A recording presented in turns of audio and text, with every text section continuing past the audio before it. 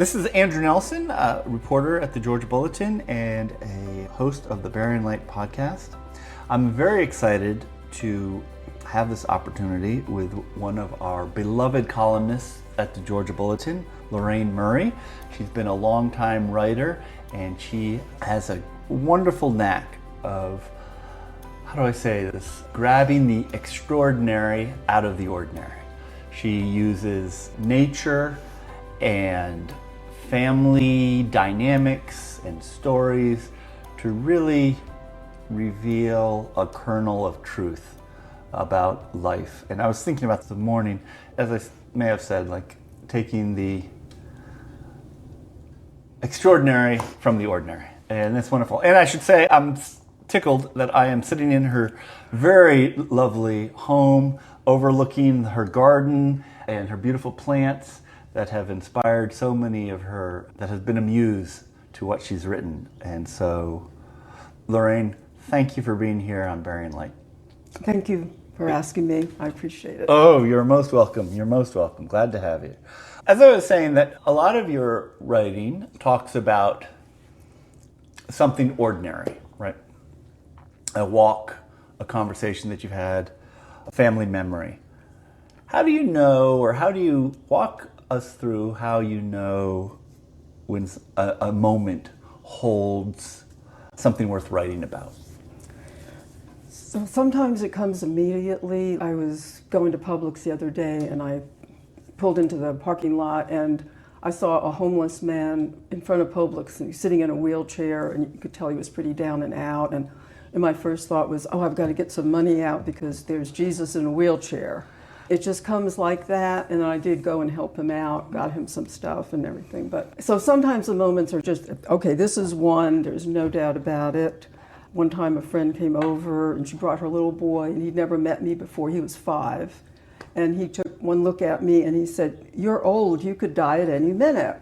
So. Oh, wow, that's from the mouths of babes.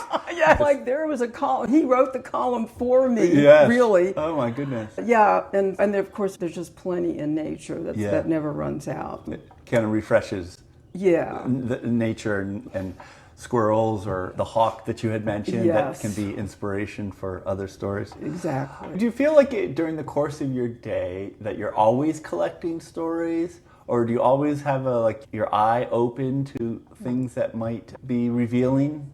That's a good question. I think in a way it's almost a subconscious thing. If there's a time when I don't have an idea and if I do walk around like looking to collect, it's not going to happen because it is almost a mysterious automatic thing. 100%. But I do think as a writer I'm always noticing things that maybe others don't notice, little details or something funny and then I'll tuck it away for another time.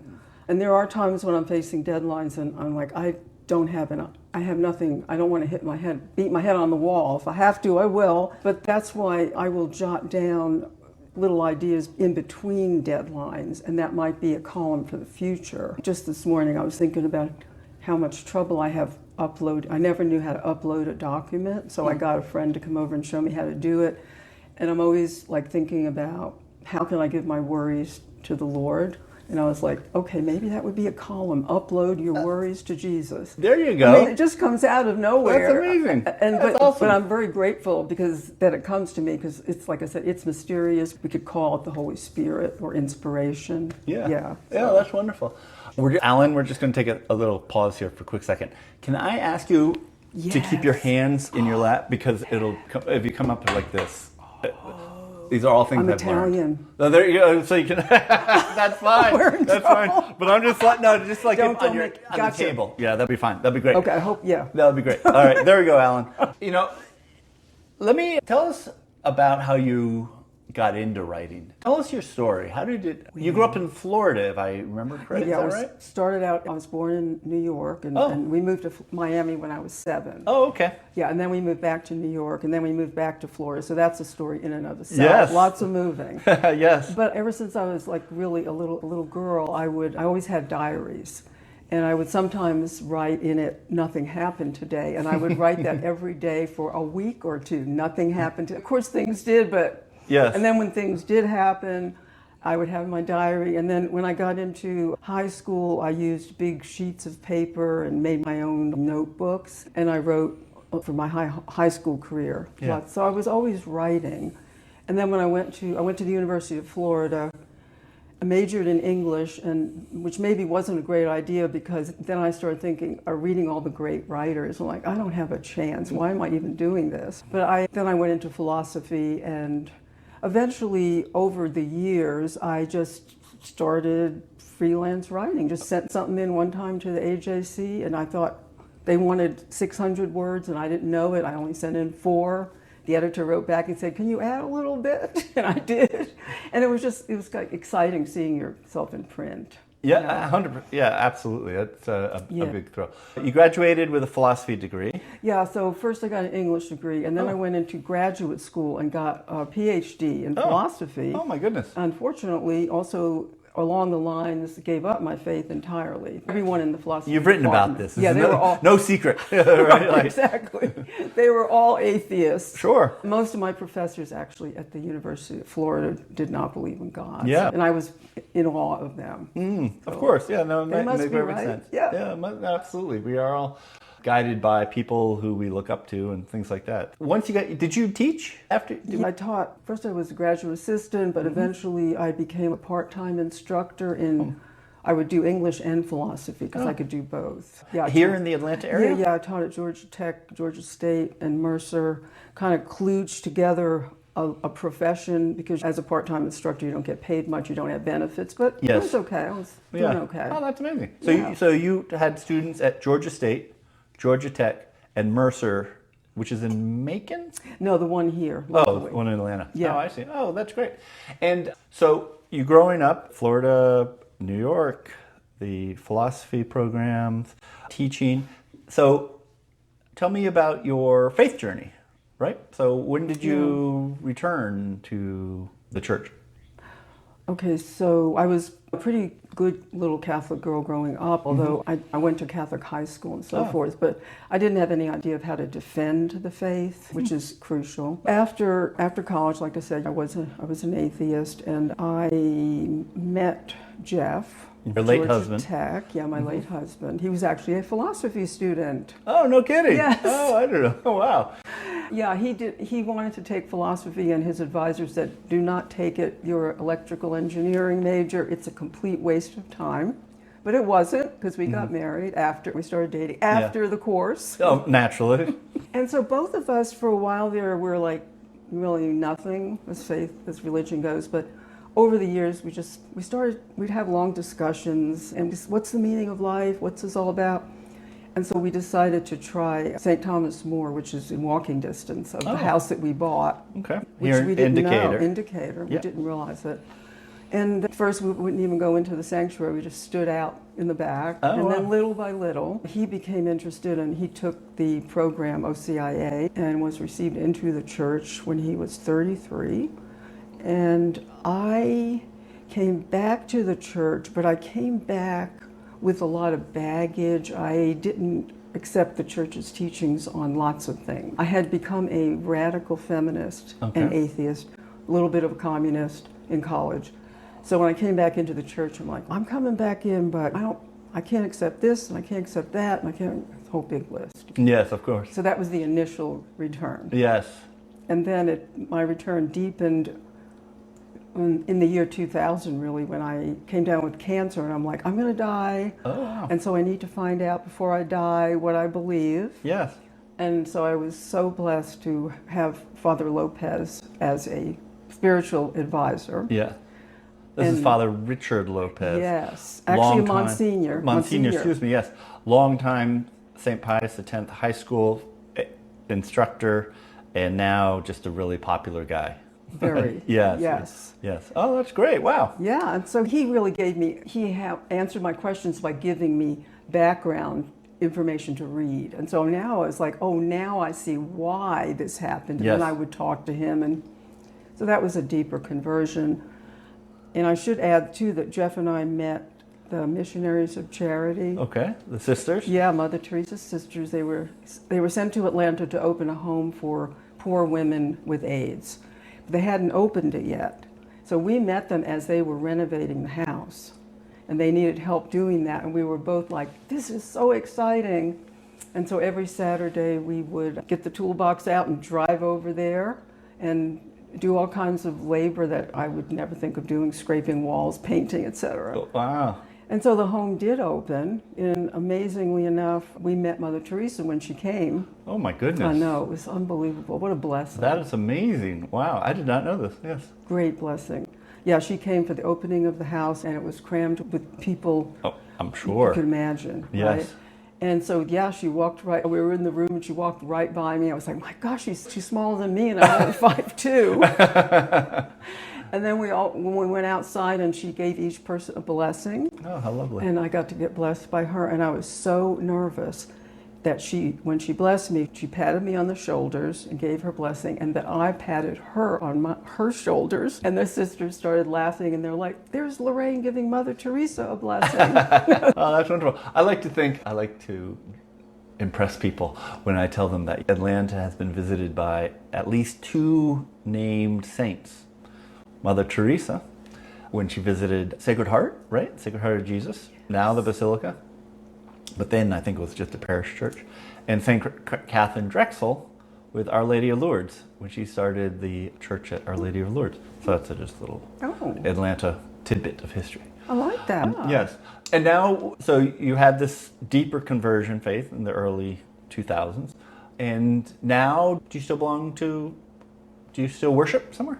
Oh yes, definitely. So I try to get, one of the things, when my husband died 11 years ago, and it was devastating. Won't go into all that because I never thought that would happen since he was younger than me. Yes. Yeah, the deal was in my mind that I would go first. Yes. So I found great healing in going to daily mass at St. Thomas More. Oh, beautiful. Really helped, and I still try to go as often as I can during the week. Yes. And then eventually over the years I was very much attracted to the Byzantine Catholic Church. Yes. And so on Sundays I go to St. John Chrysostom, which is right not too far from me. On Ponce de Leon. Yeah, on Ponce de Leon. And I just love the liturgy. And so I'm really active. I'm a member of both parishes, and I do volunteer work for both of them. Oh, that's beautiful. And Yeah, St. John's is a gorgeous church. The building, just standing on the sidewalk, it's a mansion. And then you go inside with the icons.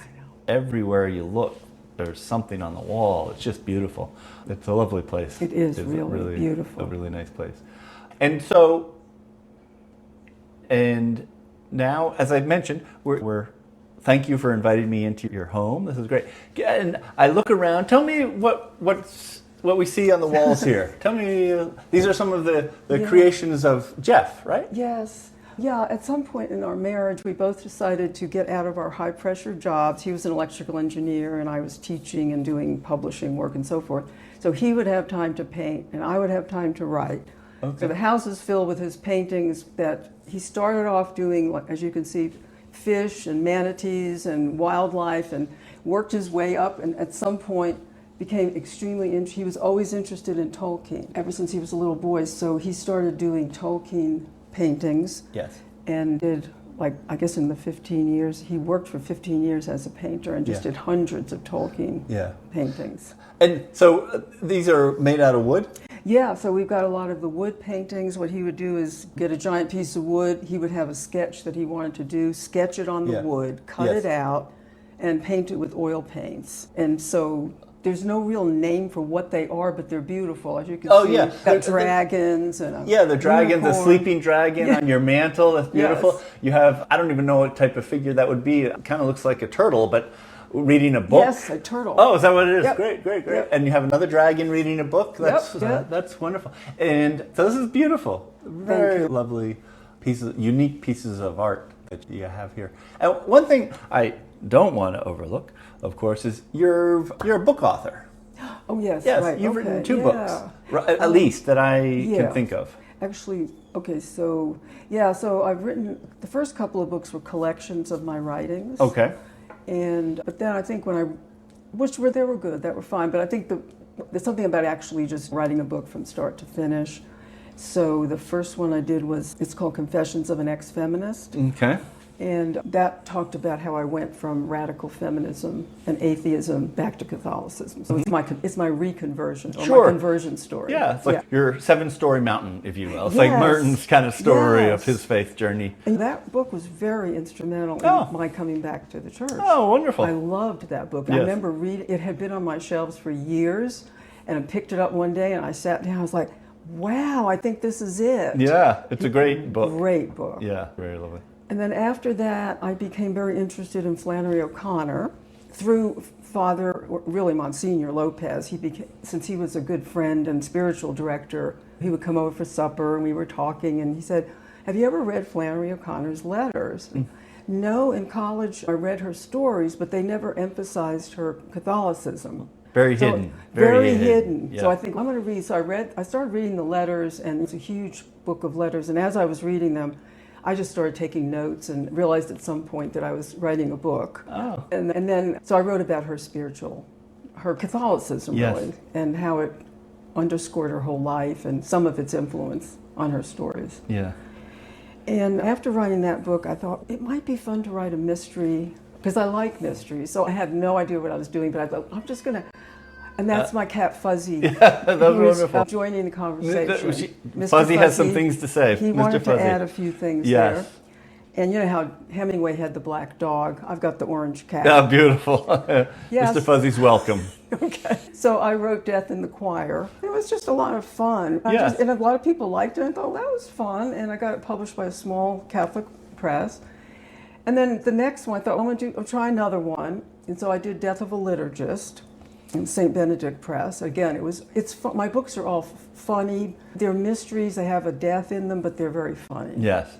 And then I did one more, Death Dons a Mask. So I've done my trilogy. Oh, you have a trilogy. Yeah, Oh, and I'm that's great. supposed to do another one. I just have, ever since, Jeff was a great, not critic, but editor. He would listen, he Yes. would make suggestions, he would encourage me.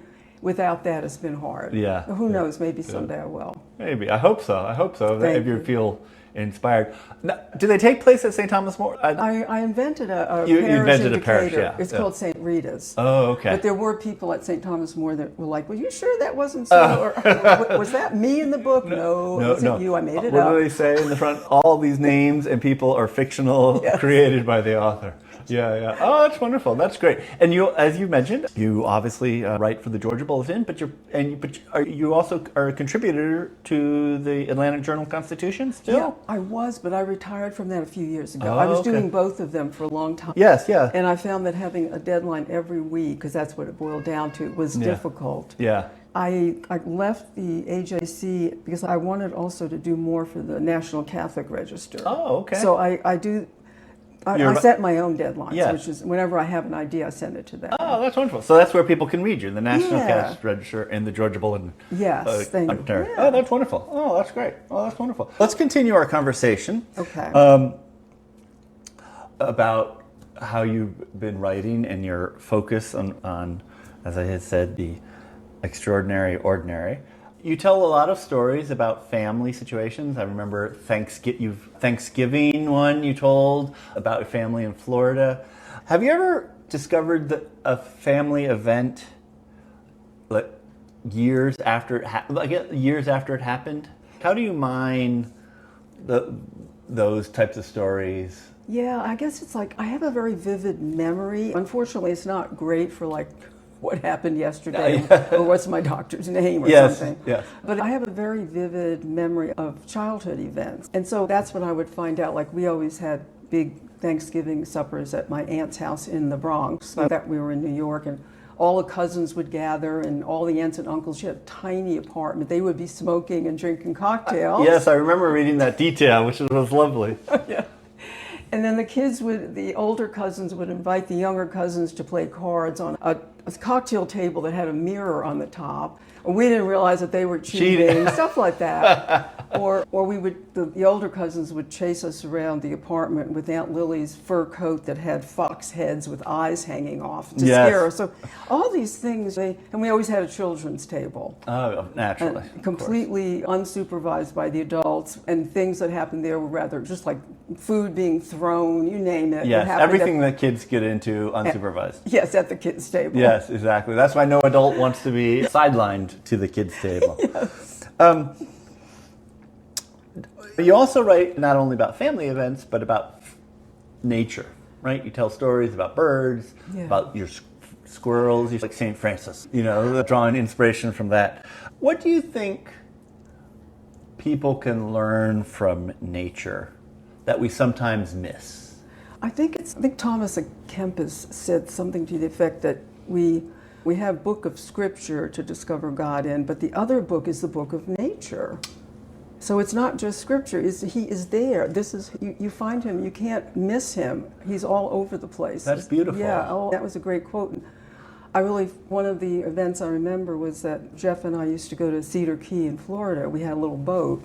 You talk about get a little boat and your life will change, for sure. Get a little boat. There you go. That's a great message. Luckily, it was not in super deep waters. It was safe. We were down the marshes. And one of the first trips we took, the boat was surrounded by dolphins. And it was like it was like a welcome. And that welcome, it's from them and it's also from God. Yes. And then another time we docked and we were having lunch, and of all things, a huge animal leaps up from the water, and it's a manatee. Wow. Staring directly at us, and then his friend, two of them, staring at, and we were speechless. Yes. And then they just went back under, and we just looked at each other and went, manatees! Yes. That's where I discovered a lot about God, was on that island. Oh, yeah, you've written a lot, not often, but about your trips to this little small, sounds like deserted, it sounds just like a bunch of sand left alone, but you, in your little boat, get a little boat. I love that. I'm going to write that down. But be careful, because we did eventually capsize at some point, but is that right? made for another story. I look forward, yes. That would be wonderful. It's wonderful. When you are out, is there a place that you like to go, or a trail, a backyard, that consistently inspires your writing? I take daily walks. Oh, that nice. helps a lot. Yeah. Yeah, and I take pictures and put them on Facebook for my family. I call them catches of the day. Oh, that's wonderful. It might be a close-up of some insect I've never seen, or just some bird, or a mushroom, or whatever. It's just a way to enjoy what God has put out for that day, and there's always something. And then just sitting here looking out, I see hummingbirds and chipmunks, and there's a squirrel that gets in the bird feeder. There's always it's God. You cannot ignore God's sense of humor when you look at nature. Yes. He really has a great sense of humor, and he's an artist. He's so imaginative. Yeah. So Tolkien said that people that create, or they're finding out a little bit about what it's like, what God is like. They're doing what he called sub-creation. Writing a story or painting a picture, that's a creative act, which is also God's the creator. Yes. That's beautiful. Can I ask you, say it again? What, the Tolkien line? He said that when we write a story or a poem or paint a picture, we are engaged in sub-creation. Sub-creation. Yeah, so it's a form of creation that is related to what God does. God the creator. We're cooperating with that. Yeah. Oh, that's beautiful. That's Yeah. really nice.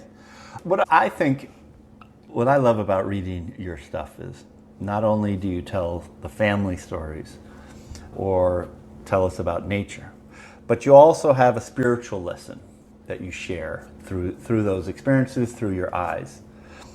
Do you find that the spiritual lesson comes as you think about the anecdote or the person, or do you start with the spiritual lesson and reflect on what are some examples of where that comes from? Does that make sense? Yes, it does. Yeah. I don't find the spiritual lesson until I'm writing. Oh. So in the process, that is discovered. I have the anecdote. Yeah. Whatever that might be, the little boy coming over and telling me I could die at any moment, Yeah. or the manatees surrounding the boat. Yes. So I'll start writing about that, and as I'm writing, the spiritual lesson emerge. And it could emerge because of, there are just things stuffed away in my mind. I read a lot of scripture. I read a lot of, if you get a chance to look at all the books in the living room, a lot of them are spiritual-based books. So you have that in the back there, and then it comes out. Again, it's mysterious. I ask someone to describe falling in love. It's mysterious. Yes. But that's how I go. So I don't start with a lesson. Great. I start with an event. An event, yes. Yes. And that sounds very similar to the way I write, struggling writing, and then all of a sudden, the story either comes together or that paragraph kind of, despite my own obstacles, is like, oh wow, all right, that's how I wanted it to end. So I can appreciate how you feel the mysterious part of writing works its magic. Oh, I wanted to add, like Flannery O'Connor talked about that too, that she never exactly knew what her characters were going to do because they would take on lives of their own. But she did have a rule, which was that she would be at her desk, I think it was 3 hours every day, and she said even if nothing happened, she would sit there because you had to be there when something happened. When you got inspiration, you needed to be there. Yes. I do not have that kind of dedication. I'm not going to sit there for 3 hours. No. But I do, like you wrote in your diaries, nothing happened today. So I do admire that she did that, the discipline. Yeah, yes. No, that's very true. Do you generally write quickly, or do your columns come out over days? Like, how do you? It's usually the initial column comes quickly. I do a lot of rewrites and polishing. Yeah. So that would be the days thing. Yeah. Although if I do have an unexpected deadline and it's due in 2 days, I can meet that. Yes. But given the option, the luxury of a week or something, I'm going to go back and hone it. Yes, exactly. And then one has to be very careful about editing out one's good stuff. I learned that years ago. If you work too hard on something, you're going to lose whatever you had in the beginning because you have to be your own editor when you write. Correct. You have to know when to stop. Yes. It's done. I like it. Go. Yes, go away. exactly. Yes. Once it's all signed, sealed, you're like, it has to take on a life of its own some other place. When you're doing the revision, what do you cut the most? What do you when you're as a writer and as an editor of your own stuff? Is there a? It's not so much that I cut because I do have a word count before I start because I'm a columnist. Yes.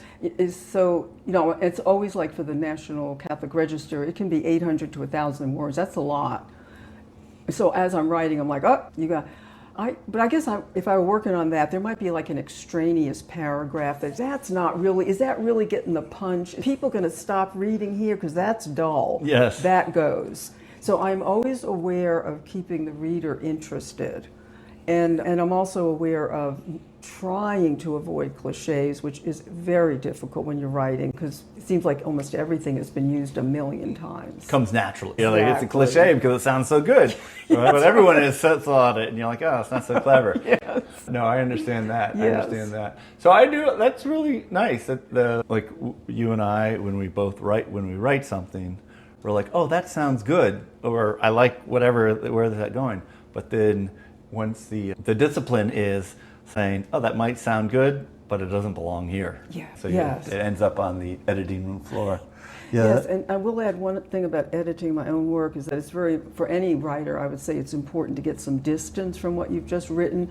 If you've just written it and an hour later you're going back to polish it, it's better to wait a day or two because then you look at it with fresh eyes. Like you're now the editor, you've become the editor and you were the writer, and you look at it, you're like, oh no, that's opening line is not going to work. In the cold light of day, something that you thought was inspiring just lands like a thud. And you're like, yeah, that's not what I had intended. Or what did that sentence even mean? Exactly, Who knows?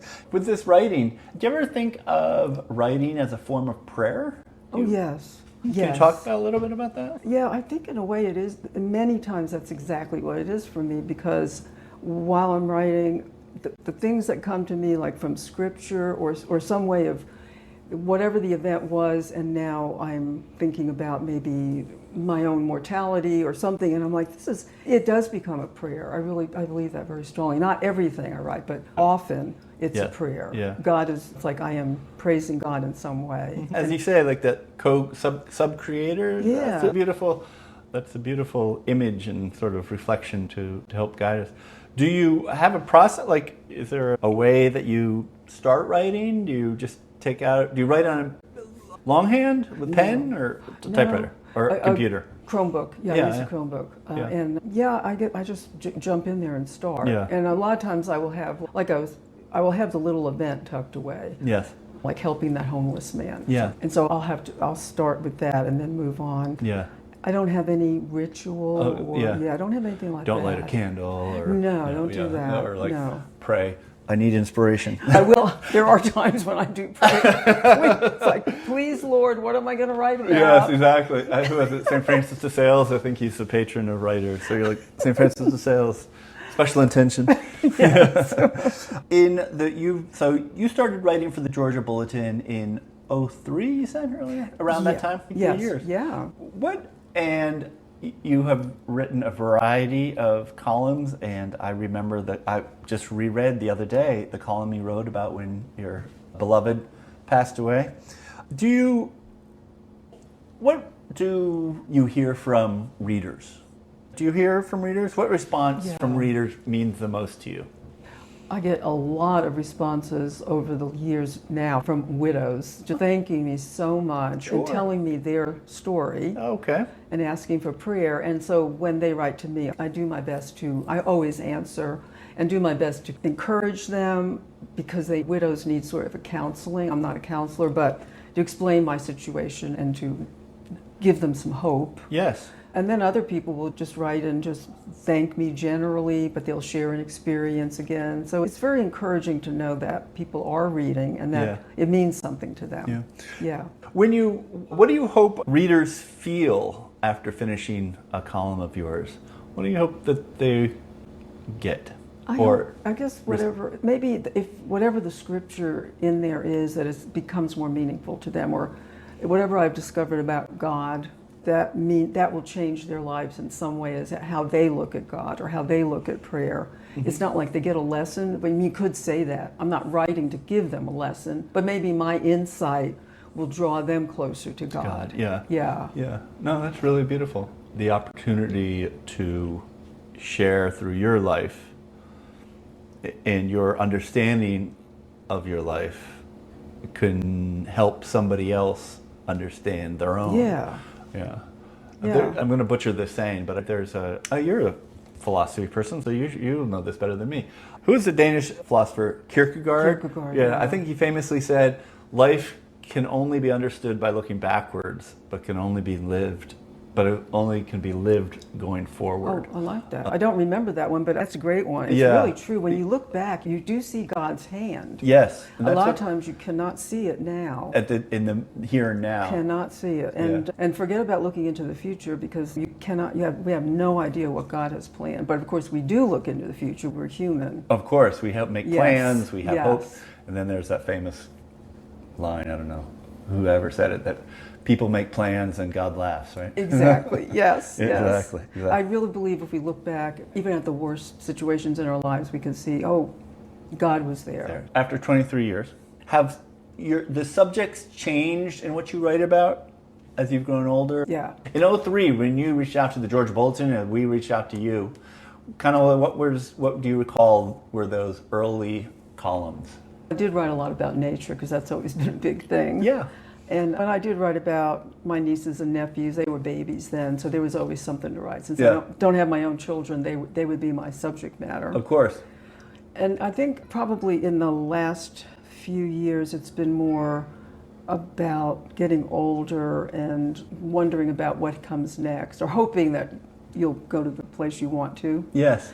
That sort of thing. Yeah. Okay. So it's aging, natural life, like things going on in your life, like being a widow. Being a widow, that's a book. There's thousands of books on that. Yeah. And I feel good about the fact that Jesus had special love for widows and orphans. And a lot of people just pray for widows in their liturgy. Of course, yeah. And I just wanted to thank you again for your time with the Bearing Light and chatting with me. I've been reading your stuff for so many years. How about this? This might be a little bit of a little sneak peek. What are you paying attention to these days that might become a column in tomorrow?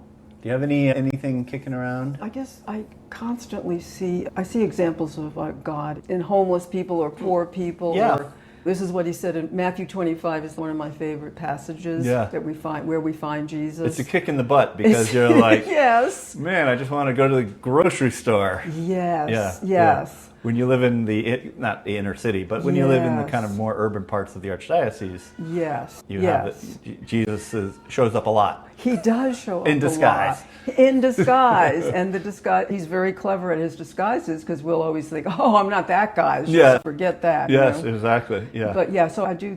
That's something that I think about. That would probably be a preview of a coming attraction. Yes. I might also write about my cat and why he bothers me when I'm talking or writing. Yes. There you go. Lorraine, thank you so much. It has been a great joy, and thank you for continuing to write for us. You are much appreciated. Thank you. And thank you for coming to my house and interviewing me. It's been a real joy meeting you and hear your pleasure. questions and answer them. Thank you so much. You're very welcome.